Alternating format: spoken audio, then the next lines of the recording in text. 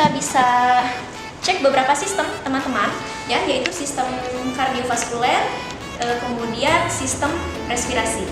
Yang pertama kita cek, kita izin dulu kepada pasien, Bapak, saya mohon izin untuk bisa membuka daerah dada ya, karena akan melakukan proses pemeriksaan di daerah dada. Jadi mohon maaf nanti kalau harus saya raba atau harus saya ketuk-ketuk dan ada ketidaknyamanan. Oke, di daerah dada kita lihat dari bentuk dada. Ya, bentuk dada, kesimetrisannya bagaimana, bentuknya seperti apa, apakah ada bentuk dada yang abnormal seperti pigeon chest atau barrel chest ataupun funnel chest ya, pada kondisi-kondisi seperti ada kardiomegali atau ada pasien PPOK ya, atau pasien-pasien dengan masalah infeksi paru-paru yang kronik.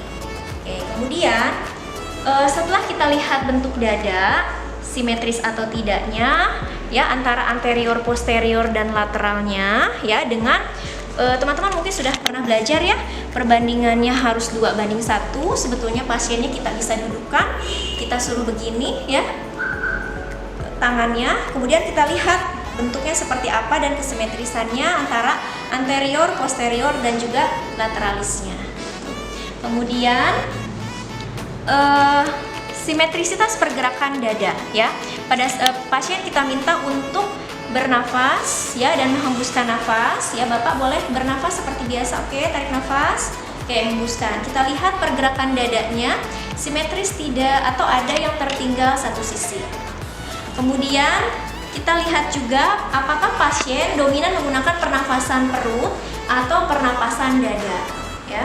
Karena apabila pasien dominan menggunakan pernafasan dada, biasanya itu pasien sedang dalam kondisi sesak berat biasanya ya, kalau pada orang dewasa. Berbeda dengan anak-anak, biasanya lebih dominan menggunakan pernafasan abdomen. Selanjutnya kita bisa lihat juga apakah ada retraksi interkosta ya di antara diafragma ini ya pada saat pasien bernafas ya, dan juga menarik nafas dan mengeluarkan nafas. Oke, masih di daerah dada, kita bisa cek bagaimana keadaan kulit dada pasien ya. Warnanya seperti apa? Warnanya kan berarti harus sama dengan area kulit yang lainnya ya. Tidak pucat atau tidak ada kemerahan. Jika ada kemerahan atau ada memar, nah kita khawatirkan itu ada perdarahan ya. Misalnya ada trauma di daerah dadanya. Kemudian distribusi rambutnya, jika ada rambut itu merata atau tidak ya. Kemudian ada jaringan parut, misalnya bekas ada tindakan operasi gitu ya.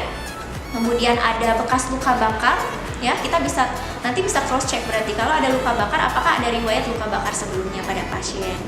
Kemudian jika ada pasien luka bakar, nanti berarti ada pengkajian luka bakarnya teman-teman menggunakan rule of 9 ya, akan dijelaskan pada sesi berikutnya. Kemudian apalagi yang harus kita cek adalah asites ya. Asites itu sambil kita lihat diinspeksi di daerah abdomen, kita lihat apakah ada abdomennya terlihat asites atau tidak. Biasanya warnanya lebih mengkilat, abdomennya lebih melenting seperti orang hamil ya. Kenapa itu kita perlu cek? Karena asites yang terjadi gitu ya, walaupun itu di sistem endokrin dengan komplikasi, itu akan mempengaruhi pada tekanan diafragma, terutama pada saat pasien bernafas, inspirasi dan ekspirasi, karena dia akan mempengaruhi ekspansi dada nantinya. Oke. Kemudian masih di daerah dada, kita coba fokuskan pada pemeriksaan respirasi terlebih dahulu. Kita cek fremitus vokal ya, atau getaran atau vibrasi di daerah dada. Kita tempatkan tangan kita dua-duanya, yaitu di area suprasternal, kemudian di medial dan di bagian apex ya, seperti ini ya. Sambil kita minta pasiennya untuk menyebutkan 77 ya, tapi di sumber lain ada juga yang 99 atau 99 ya, atau 77 ya. Sebutkan Bapak 77, oke. Sebutkan lagi 77 ya, oke. Sebutkan lagi 77 ya. Kita rasakan getaran atau vibrasi dari kedua paru yang kita rasakan pada kedua tangan kita.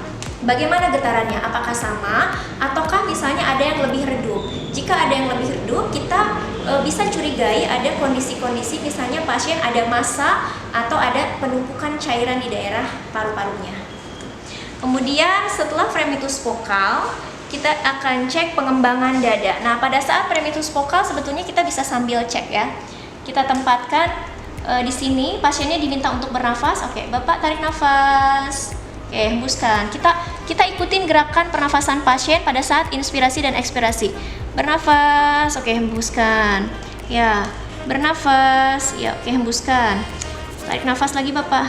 Tarik nafas, hembuskan. Nah, pada saat bernafas ya, ada gerakan yang simetris, artinya pada saat mengembang dan dia mengempis lagi akan kembali lagi seperti semula seperti ini, dan bersamaan artinya pengembangan dada pasien itu simetris. Tetapi jika salah satu sisi sudah kembali relaksasi sedangkan yang ini masih tertinggal, artinya ada kondisi, ada ketertinggalan pada satu sisi dada atau paru. Itu mengindikasikan bisa jadi sama seperti tadi fremitus vokal, ada akumulasi cairan atau ada massa di dalam organ paru-paru pasien tersebut. Gitu.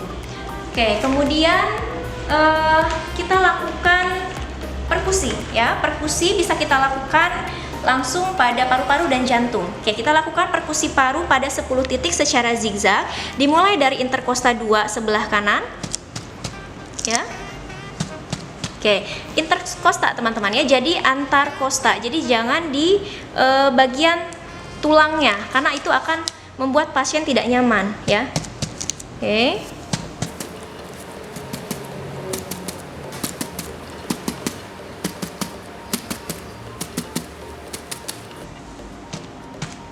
Ya, 10 titik. Kemudian untuk pemeriksaan jantung kita bisa lihat ukur batas atas ke bawah dan dari medial sampai ke aksila untuk mengidentifikasi apakah ada kondisi kardiomegali atau tidak ya. Caranya seperti ini.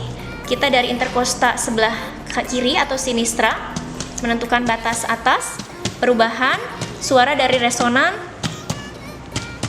ke dullness ya. Nah, setelah dullness kita tarik garis dari sini, kita perkusi lagi ke area aksila.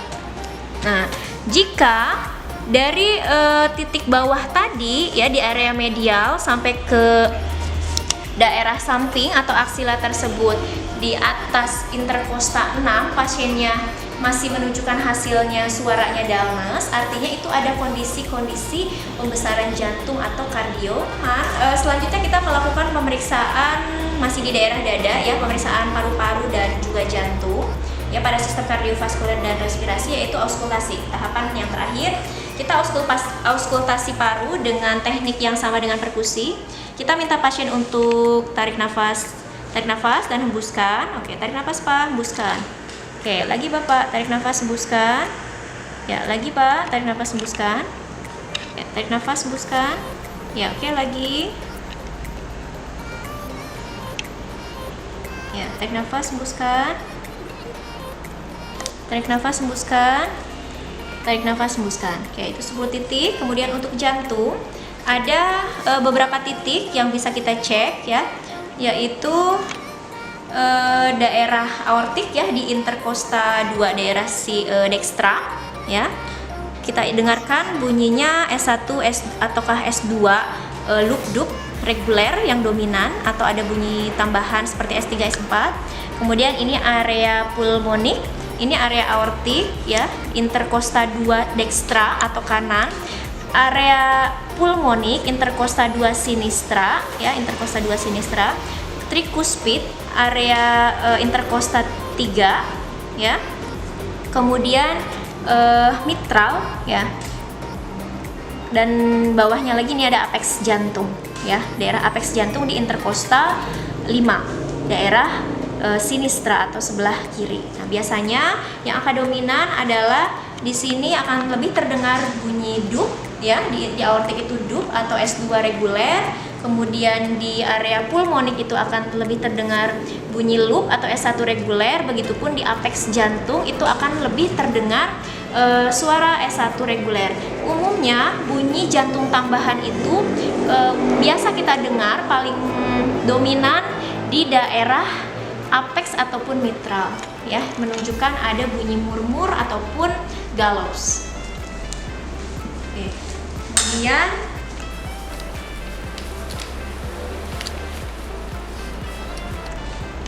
Di jantung pun tadi yang bisa kita cek ya sebelum auskultasi adalah adanya pulsasi apeks jantung atau tidak di bagian interkostal 5. Artinya dia ada denyutan atau tidak di bagian interkostal 5 ya, yang menunjukkan beban kerja jantung sedang berlebihan. Biasanya pada kasus-kasus CHF atau pada kasus-kasus SKA ya gitu.